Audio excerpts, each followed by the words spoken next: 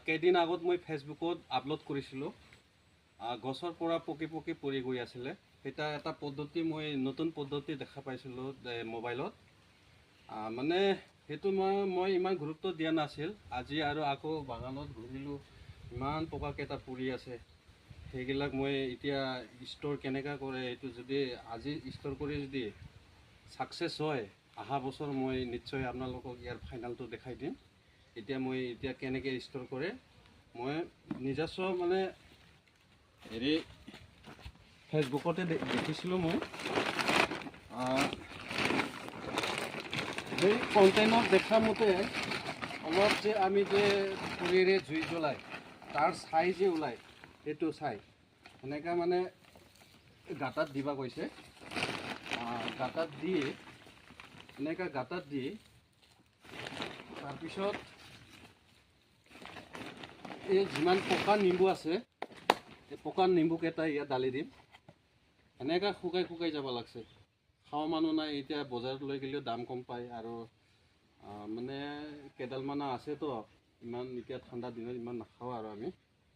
এতিয়া বাদ দে এইবিলাক যিখিনি আছে এইটো মই ষ্ট'ৰ কৰি চাম ছাকচেছ হ'লে নিশ্চয় আপোনালোকৰো কাম আহিব আজিৰ ভিডিঅ'টো এতিয়া নিম্বু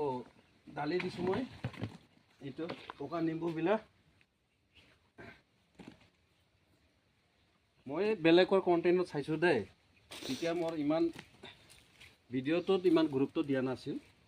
আজি মই নিজে ট্ৰাই কৰি চাম আপোনালোকে চাই থাকিব মই কেনেকৈ কৰি আছোঁ এইটো এনেকৈ মই এনেকৈ ছাইটো থাকিব পাৰে মোৰ অনুমানে লাষ্টিং হ'ব পাৰে কাৰণ পকি যোৱাৰ পিছত ইমান জলদি বেয়া নহয়তো এইটো শুকাই গৈছে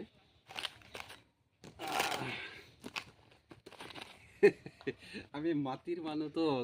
বহুত কিছু আইডিয়া থাকে আৰু এতিয়া যে ছাকচেছ হয় চবৰে কামত আহিব এইটো এনেকুৱা দি আছোঁ এতিয়া আমি কেতিয়া খাম এইটো মাৰ্চ এপ্ৰিলত যেতিয়া আমি টেঙা নাপাওঁ তেতিয়া এইটো ওলাই খাওঁ